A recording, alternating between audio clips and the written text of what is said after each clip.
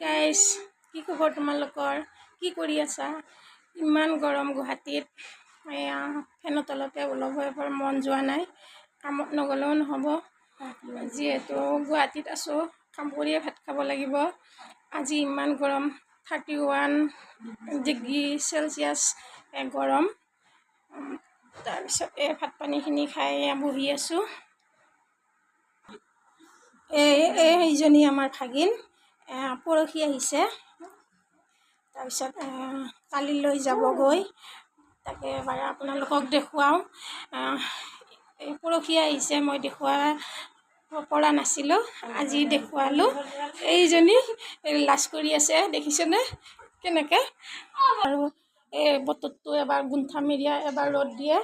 এই এনেকৈ আছে, ডাৱৰীয়াও কৰে মাজতে, তাৰপিছত ৰ'দো দিয়ে।